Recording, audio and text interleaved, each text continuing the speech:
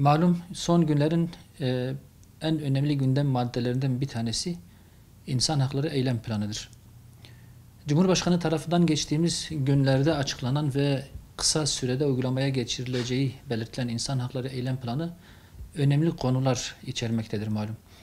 İnsan haklarını koruma mekanizmalarının güçlendirilmesi, yargı bağımsızlığı, adil yargılanma ve ifade özgürlüğünün genişletilmesi elbette toplumun ihtiyacı olan önemli düzenlemelerdir. Ancak temel insan hakları her ne kadar anayasal güvence altında olsa da uygulamada pek çok sorun ve ihlalle karşılaşılmaktadır.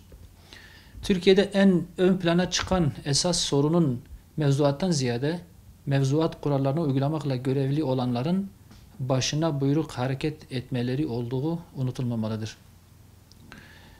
Değerli arkadaşlar, anayasa ile ceza mevzuatının uygulanması hususunda yaşanan başıboşluk ile etkin bir idari ve adli denetim yapılmaması her türlü suistimalin önünü açmaktadır. Anayasa Mahkemesi ile Avrupa İnsan Hakları Mahkemesi'nin ihlal kararlarının yerel mahkemelerce değerlendirilmemesi, insan hakları alanındaki uluslararası sözleşmelerin yerel mahkemelerce dikkate alınmaması, şüpheden sanığın yararlandırılmaması, devletin kendi kurumları ile kolluğu hukuk dışına çıktığında da arka çıkması gibi hususlar vatandaşları devlete karşı güvence altına alacak etkin bir mekanizmaya ihtiyaç duyulduğunu göstermektedir. Aynesi iştir kişinin lafa bakılmaz atasözünde de ifade edildiği gibi önemli olan söylenenlerin ne kadar uygulanacağıdır. Önemli bir yaklaşım olarak gördüğümüz insan hakları eylem planının hayata geçirilmesi gerekir. Biz bu konunun takipçisi olacağız inşallah. Değerli arkadaşlar, diğer önemli bir husus işçiler ile işverenler arasındaki münasebetlerdir malum. Pandemi koşullarının dayattığı olumsuz şartlar ekonomik durgunluğu da beraberinde getirmiş. Hükümet de tedbirler kapsamında kısa çalışma ödeneği ve işten çıkarma yasağı getirmişti. Kısa çalışma ödeneği miktarı asgari yaşam koşullarını dahi karşılayamadığı için eleştirilere maruz kalırken son kez uzatıldığı 31 Mart tarihinden sonra toplu işten çıkarmaların yaşanabileceğinden endişe edilmektedir. Kaldı ki işten çıkarma yasağı sürerken de ahlak ve iyi niyet kurallarına uymayan haller ve benzerleri gerekçesiyle sözleşme feshini işten çıkarma yasağından istisna tutan Kod 29 uygulaması gündeme gelmişti. Değerli arkadaşlar, bu uygulama haklı nedene dayanmayan iş feshini işveren açısından bir fırsata dönüştürmektedir. İşçinin ifadesi bile alınmadan iş akdi feshedilebilmekte. Bu durumda işçi kıdem ve ihbar tazminatı bile alamadığı gibi işsizlik ödeneğinden de yararlanamamaktadır. 31 Mart'a kadar uzatılan kısa çalışma ödeneği ve işten çıkarma yasağı sonrası işten çıkarmaların önüne geçecek yeni tedbirler mutlaka alınmalı.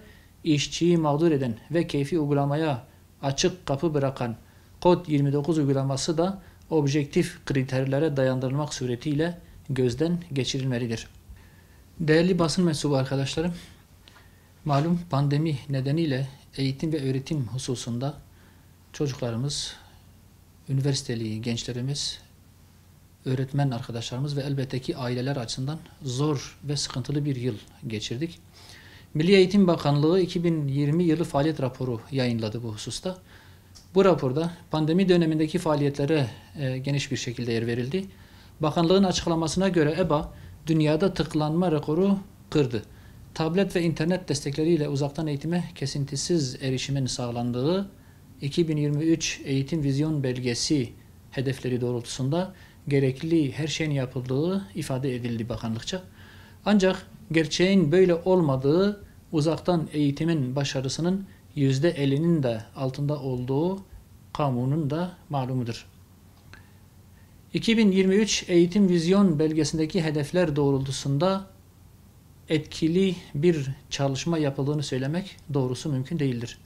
Ders kitaplarının içeriği ve yazım üslubunda var olan materyalist anlayışın ayıklanması ile eğitim sisteminin medeniyet değerlerimiz doğrultusunda yeniden yapılandırılmasına yönelik bir çalışma yapılmamıştır. Uzaktan eğitim altyapısı zamanında oluşturulmadığından sistemsel sorunlar aşılamadı. Öğrenci ve öğretmenler sıklıkla ders dışına atıldı.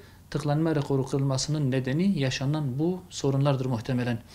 Öğrencilerin sadece %23'ü uzaktan eğitime tam anlamıyla katılabilmiştir. %24'ü hiç katılmamış.